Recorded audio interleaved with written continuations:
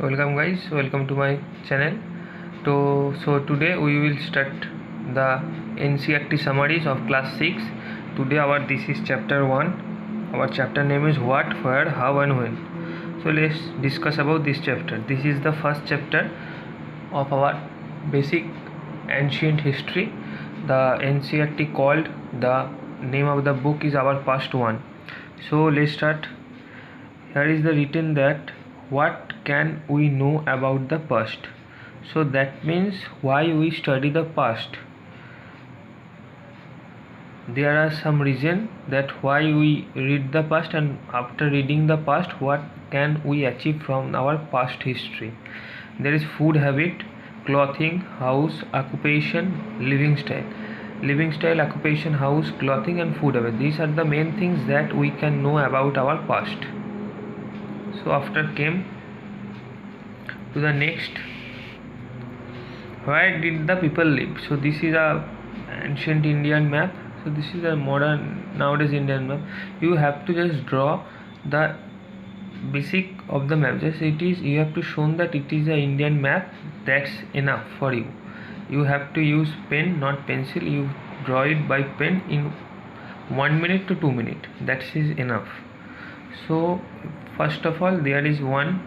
Here we mention that one is the bank of Narmada river. The bank of Narmada river, there is hunter-gatherers are used, mainly live to this place. The ancient people who are lives in this place, they are might be hunting and lives in a group. So this is bank of Narmada. And after that, it is number 2. This is a hill which is situated in the Afghanistan, which is situated in the Balochistan, and this is the hill named Suleiman Kirtar Hill. In this region, the crops are growing at first, and the use of animals shown in this area. After that came to this region. This is the Garo Hill. Here is the development of the agriculture is shown. Then after this is number 4. It is mainly the north of Vindhas.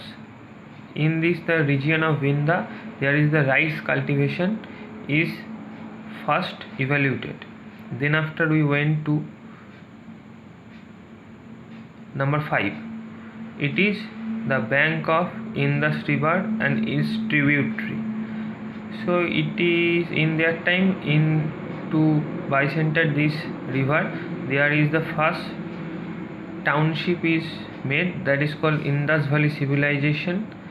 So in this area it is might be very grown up city in that time. After that, the number 6, it is the banks of Ganga. Development of cities, development of the early modern cities in this area earlier ago. Then after, why South Asia often called a subcontinent? You have to know about that it is a very large, even though it is smaller than a continent. That's mean that the South Asia is a very big continent, but it is smaller than the continent, so that it is called a subcontinent, and it is separated from the rest of the Asia by sea, hills and mountains, etc. So that South Asia often called a subcontinent. Next question, even through the hills, mountain, desert, rivers and seas made journey difficult at the time. People in earliest time travel from another part to another part, subcontinent to other. Why so? The main summary of the question is, in the ancient time, why the people are migrant. So the reason behind migrant is the lack of food. The mans are living in those places in there. The food is, if the food is unavailable, or if any natural disaster is came, if the flood, drought, etc., to conquer other land, discover the new, and the of time the religious instruction and advices for their migrant. They for agriculture purpose they find the wasteland for agriculture or cultivation. For that they are migrant. This is the main reason why they are migrant. Now here is what did all these lead.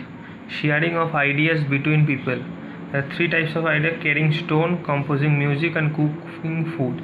This is the main time job of the people. Enrichment of cultivational tradition.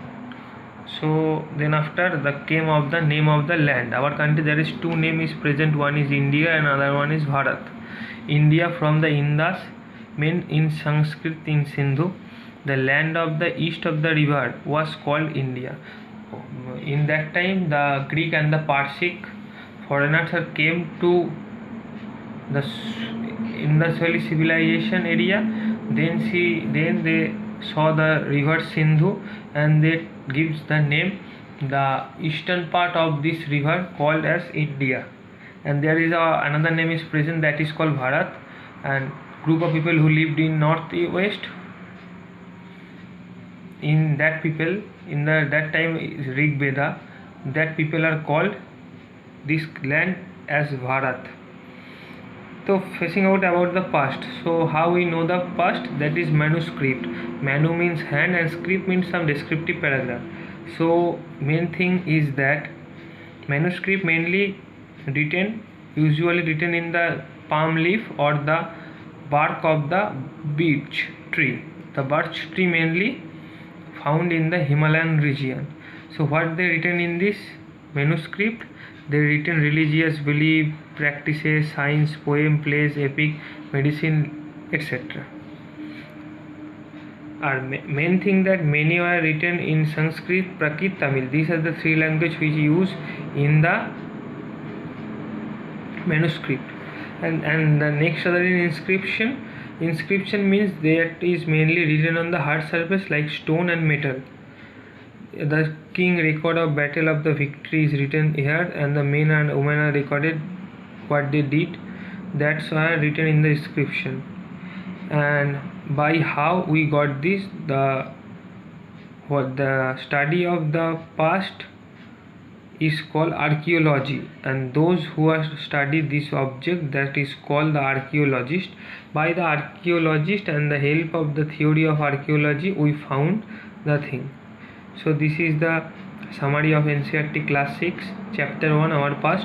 The next video will come with the past, that is called chapter 2.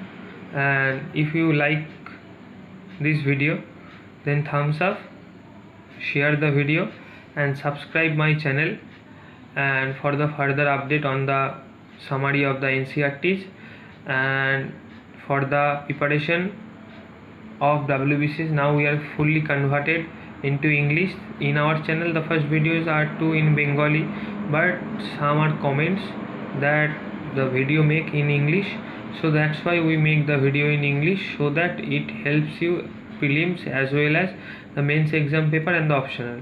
So that's why this is the descriptive part of history. It is help you the optional history portion. So thank you guys. Please like, comment and share and subscribe my channel. Thank you.